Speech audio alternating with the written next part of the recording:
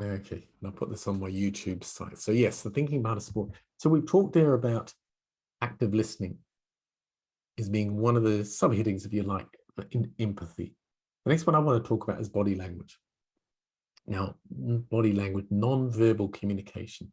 Most of our communication is non-verbal. It's not what we say. It's what's going on. It's the sort of thing when somebody goes, "No, I'm not really into it." Or it's probably the other way around. They say, "Yes, I'm not really. Yes, yes, yeah. I think we can do that." It's just you can see they don't want to do it, but their words are saying something else. So do you listen to the words, or do you watch the non-verbal communication that's going on? Now you can do a whole series, a whole university course almost just on body language. It's quite complicated. We don't need to go that far, but we also don't want to go to the other extreme where the old adage, if somebody crosses their arms like this, they cross their arms, they're being protective. So they're worried about something, they're protecting themselves, which is a valid an observation. But body language, you need to look at the bigger picture, not just that, because they might actually just be cold. So what else is going on? Listen to the words, notice what's happening with their arms, notice what's happening with other things as well. A lot of this stuff, body language, mistakes, happen in the unconscious. Most of the time we're running unconsciously, we're just running patterns. The unconscious just runs these patterns and the mind's sort of switched off, and you get a sports player that really knows what they're doing. They've done the shot 100 times before. They've played that particular move. They've really practiced at it. They move into a state of what we call unconscious competence. They don't even have to think about it. They're just doing it. They're getting into creative flow mode, which ultimately with the team is the pinnacle of playing that sport. I'm going to watch some of these sports now, rugby or football, and you just think they can't. That's physically not possible to do that. If they had to stop and think about it, if they had to, for a fraction of a second, if they had to think about it, they couldn't do it. They're just doing it. They're in flow. In those moments, they're not aware of what they're doing because the pattern's running.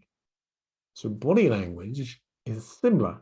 They're in a flow. They don't realize what they're doing. That for a coach, for a person to be able to disassociate, notice what's happening in that relationship, notice what's happening with them unconsciously, what's happening with their non-verbal interactions. Now, non-verbals can be physical movement, but it can also be the tone of the voice. It can be the way the eyes are looking. It can be all sorts of dynamics, to a point where if you start to develop a relationship with somebody, you can sense what's going on for them.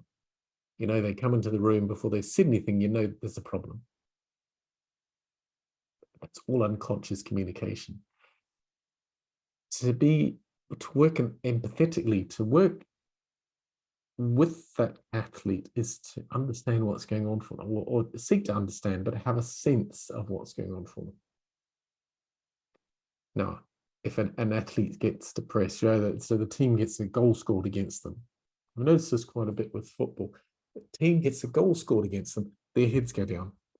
And they all go back individually, all go back to their positions and ready for the next kickoff. The other team is completely the opposite dynamic.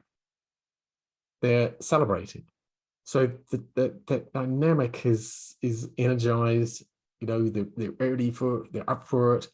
The other team, that's when recognition of what's going on and figuring out as a coach how to get them in that moment to snap out of that depressed, lethargic, head down state back into stepping up to the line. Nope, the ball's going to be kicked off again. Yeah, they've had a goal scored against them, but we need to be back in the driver's seat. That's easy to recognize. That's easy to recognize the body language there, the negative body language. But that's knowing and not doing is the same thing as not knowing. So that's the situation, but you need to do something about it. So it's almost as the coach, this is coming up, what can I do? So if it's with an individual athlete, recognize what's coming up for them, reading the body language. What do I need to do? That's when if the questions come in, the active listening comes in. So try and figure out the dynamic of what's going on and how we're going to get out of it. if it's a player that's come in training, then you've got a space of time. You've got an extended period of time. If you're in the middle of a game, you've sometimes got one sentence to say. You need to be able to recognize what's happening and hopefully make the right choice, the right decision, the right comment to them. So you have a fraction of a second as a coach. You need to be on the ball with the body language, because the body language, if they're on the pitch, the body language you'll be able to observe over an extended period of time during the game. Obviously, if it's a goal that's been scored, you pretty much know what's going to happen. You need to be able to get them out of it. Also, it's recognizing with the team dynamic as they're playing, what's happening is something's not working here. They're not getting into flow. This person needs to come out, or this person needs to kick up the arse, or this person needs. Quite often in sports, you get the two extremes. Someone's a bit lethargic, they're not focusing, concentrating on the game, or they're the other end of the spectrum, which is just as bad if they're hyper. And I know I've seen players, football players more so than other sports, but football players that they want to stop every ball, they want to tackle everybody, and 20 minutes in, they're a waste of space because they're knackered, they're worn out. So they get over enthusiastic. They try to cover maybe their mistakes, maybe the perceived mistakes they see in other team members, but being overexerted is not going to keep them on the field for 90 minutes. That can be just as bad as someone that's depressed, someone that's over anxious, over hyped. So recognizing all these subtle, and they can be quite subtle indicators in the body language. So developing that skill of observing, and also in the challenge here is the coach recognizing, is it your ego that thinks, so I had an argument with him, oh, he looks a bit lethargic. So how much of that is their lethargic and how much of it is your ego? So there's a balance there, not to get your stuff mixed up with their stuff. But body language is a key skill, again, to help a coach develop an empathy with the athlete. The athlete understands that they're being looked after. They feel safer. This is really what this one's about. It's interaction so that they feel safer, observed, looked after. Whether it's a shout up, a kick up the backside, it doesn't matter. It's how they respond to it. But they recognize that they're on the radar, they're being looked after. And this empathy, this relationship, this connection is where that empathy comes from. So body language give you a lot of skills in this. Another really interesting one is putting yourself into the other person's shoes. So we have to be careful when we're interacting with somebody that, we have a heated argument, the emotions come up. So, and that's the next one I want to talk about is emotions. But if you don't master your emotions, then logic can't work. The two don't work simultaneously. Your emotions take control, you're emotional. Now, there's certain points in a game when that needs to be the case. There's certain points as a coach when your emotions, you need to get the message across, and you don't want to be all sort of like light and nice about it. You need to get it across, and they need to understand what you need to have done. So you need to bring the logic in, but the emotions need to be there as well. Now, on the field or as a coach, you need to mostly be in that logical mind. You cannot get into flow if you're emotional. So before I go into emotions, I don't want to put you into this third one is putting you into the other person's perspective. So thinking what it would be like if you were in their shoes. So if they're on the field, what it would be like if you're in their shoes. So the crap they're getting from the sideline, whatever the relationship is with the other teammates, it's putting yourself in their shoes to look at the world from their view, from their perspective, from their inputs. You can't, on an emotional level, get this, but you can start to observe some of the interactions, some of the relationships. The captain on the team may not be the leader. So the team members may follow the leader as the right captain. Possibly there should be the same people. Possibly there should be two leaders, a forwards leader and a backs leader. So how does that dynamic work out? How is that dynamic working out with all the players? putting yourself in that player's shoes.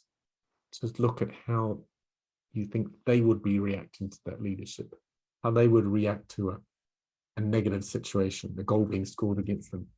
I was working with one athlete, and they used to lose their confidence when they perceived that their opposite number was better than they were. Now, they may have been, but at least you're going to have two reasonably balanced players. One might be a little bit superior, skills, techniques, whatever. But as soon as the other one has less opinion of themselves, that they're inferior to their opposite player, then the skill difference accelerates. So what would it be like to be in their shoes, their world perspective, perceiving that the other person's better than they are? It can give you some interesting insights into how a player reacts. You've observed what they do from their body language. You've listened to what they've said. You've got a pretty good understanding of who they are as a person. This is helping you as the coach understand the character of that person. You know, in rugby, you have half a dozen subs that can come on, and they're really strategically placed. It's not like, okay, so we're 60 minutes in, we've got 2 minutes to play, we'll put the subs on. No, events happen, and that's when you bring that player in. The South African rugby team, they have 3 players called the Bomb Squad, and they bring them in, and part of it's hyped up by the press. There is the impact, and that's what they drive for, that the other team knows that they're getting these big guys, these guys in that are going to be a bomb, effectively. The psychology behind that can be quite amazing. The All Black rugby team played it really well. The psychology behind that. Their front row for the South African rugby team plays very well. The German football team plays it very well. So what is it like for the other team, for your player, when he's observing this going on? So trying to put yourself into the other person's shoes. What would they say? Let me just read that out. So it's really about how would I feel in that situation. So we talk about the 3 pillars, the technical and the physical. This is the mental part of the game. And a lot of that mental skills, the mental abilities, is the thought process, the emotions, the feelings that are coming up. As a coach, how would that player feel in that situation? That's different dynamics work in the game. You have a small pool of subs that can come on. So how do you work those? There's the physical part of when you put the new sub on, obviously, but then there's the mental dynamic of it. You know, you get a player red carded halfway through the first half, changes the dynamic. Who's going to be the better player, and what's the dynamic of the team going to be? How are they going to work together? Because you want to get them back into teamness as soon as possible. So putting yourself into the other person's shoes, how they would feel in this situation. So active listening, body language, putting yourself into the athlete's shoes, imagining how they would feel in this situation. The next one I want to talk about is emotions, mental, emotional mastery. Emotions are what drives us, and emotions are good to have. You don't want to be emotionless because it's not going to help any of your relationships if you can't bring emotions into it. But they need to be mastered, not in control of you, you're in control of them. So you score a goal, you score a try, back to square one, not celebrating in that. How many teams do you see? They score, get back, and they get scored against straight away. Because they let slip, they let slide their game plan because they've sort of, the emotions they got carried away. We've got a point. We're up a bit. So being able to control emotions as a coach, because you have to get your point across, and this isn't to stop. Emotions need to come out, for sure. You don't want to suppress emotions. That creates all sorts of other problems. But during the game, from the sideline, you want to be in control of your emotions so you can get the message out there. You know, the ref's crap. He's giving all these penalties to the other team. you allow the emotions to get in control of you, then that's going to roll over into the team. In the training field, you need to get the passion up, the emotions up, but still the logic needs to come through. So being able to know when to be emotional and when to be logical, and then having the control, the mastery to bring either in. Because in a contact sport, you need to bring the anger out if that's what's needed. The passion needs to come forward. But I suppose objectively, the objective of sports is to be able to get a team into that flow state, whether it's a tennis player, a bowler in cricket, footballer. Being in that flow state is a non-thinking flow state. So there's not the fear, the worry about the opposition, the thinking about the next move, the emotion coming up. All those things are going to stop flow. Flow is just playing unconsciously the pattern that you know how to run. And as I said, some of the football moves, and some of the teams are really good at it. They will just be kicking the ball, and you have these.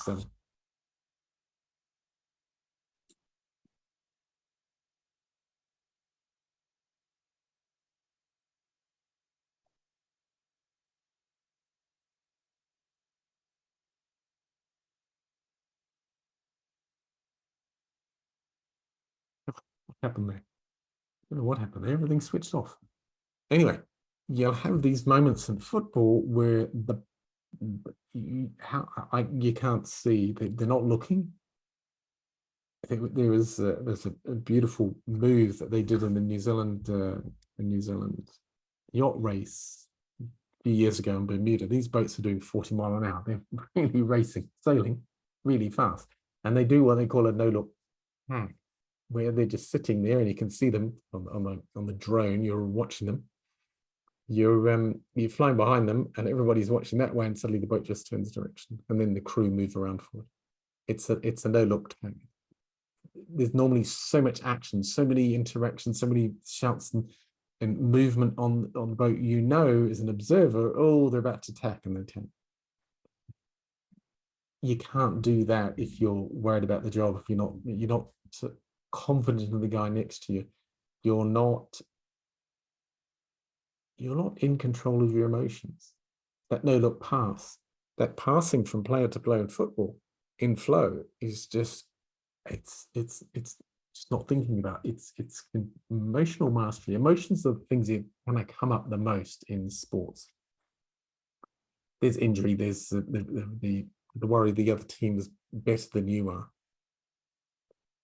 That's the thought. What does that bring up? It brings an emotion up, it brings a feeling up. So as the coach, you have to have control of your emotions so you can recognize when it's going to happen with the team, with your athlete, so that you can be in control of your emotions so that they can be in control of their emotions. So you're in control of their emotions, so what you're delivering, the message you're delivering, is settling them down. They just need that calming influence, and that's when you need to come through logically, right, this is what we're doing. So emotional mastery. And I don't know what happened. Everything just died on me. I suppose one of the important parts is actually, and it's still recording, is actually building the relationship. And all this active listening, putting yourself in their shoes, mastering your emotions, it's all about helping you to build the relations, build the relationship with the athlete, build the relationship with the team. Because they need to trust you. And when there's that level of trust comes the levels of empathy, so that you can understand the feelings, so that you can work through whatever it is that needs to be worked through, if it's a situation or just generally for the season, or for the period that they're with you. Building that relationship, that having the right relationship, having the strong relationship, having the empathy that allows the athlete to communicate, to really dig down into what's going on with their psyche. It brings Roger Bannister to mind when he was running a sub 4 minute mile. and it had never been done before. They didn't believe it could be done. There was papers, there was doctors saying you can't run faster than 4 minutes.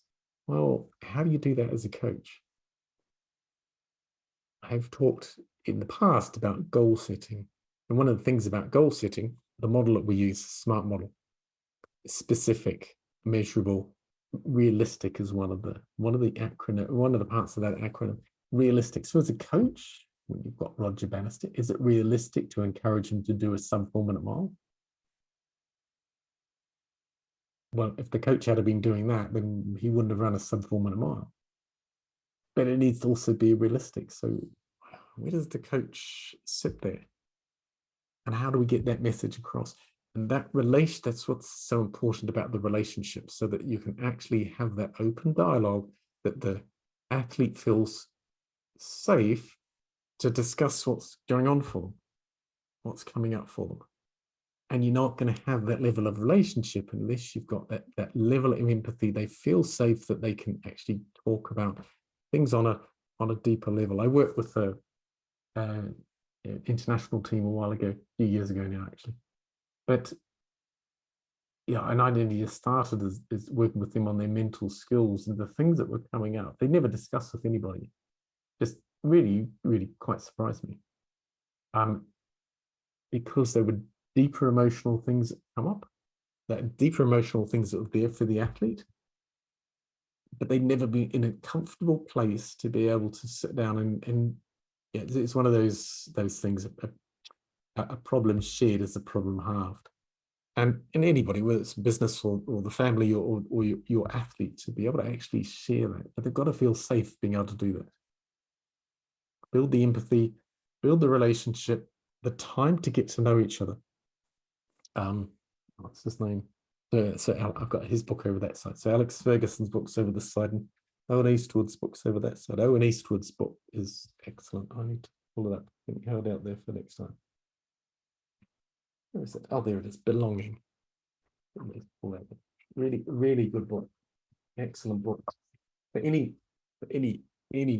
Yeah, there it is there. Of course, it's on here, so we can't see it. Belonging by Owen Eastwood.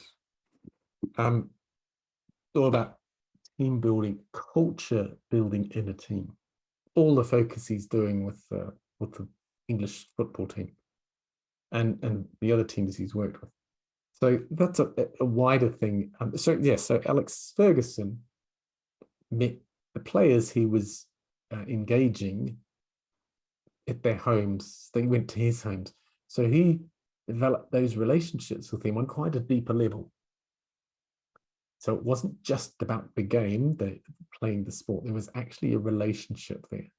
Now, that's Sir Alex Ferguson's premiership, but it doesn't matter what level of coaching you are, and especially with male players, you can easily end up as the significant, possibly only one of a couple of significant mentors in their lives. And that formative years, when youngsters are coming in the latter stages of the academy, coming out of the academy into the early parts of their professional, semi-professional careers, that's when they need that mentorship. So being able to build that relationship with them so that they can express what's going on for them, so that they feel safe, and make them have the ability to concentrate on the game more. It's really about, I suppose all of this is giving an athlete the space so that most of their focus can be on the game. The empathy is recognizing that they're off their game. There's something upsetting them. Initially, their body language, you don't know what it is upsetting them. So they have that relationship so they feel comfortable, and you can ask the right questions and they start telling it to you. And then you can work on that problem, whether it can be dealt with in the moment or whether it takes longer. That's how you're going to get that athlete through that issue so that they can then start focusing back on the game. If I have an argument with my wife and they go down to play football on Saturday afternoon, part of me is still stuck in the argument. I need to be able to leave that argument on this side of the pitch, step onto the pitch, and it's not coming with me onto this side of the pitch. a coach that can understand that this is what needs to be done with that athlete to get them into that state is the one that's going to have more success with that athlete, with the team. So I don't want to go on too long, 40 minutes. So they're the things I wanted to talk to you guys tonight about on empathy, listening actively, body language, putting yourself in their shoes, putting yourself in your athlete's shoes to see their perspective, their worldview, emotional mastery. Critical for a player, but just as critical for a coach to be able to control their emotions, because the athlete is controlling their emotion for their particular game. As a coach, you've got to control your emotions because you're looking at everybody on the field if it's a team game.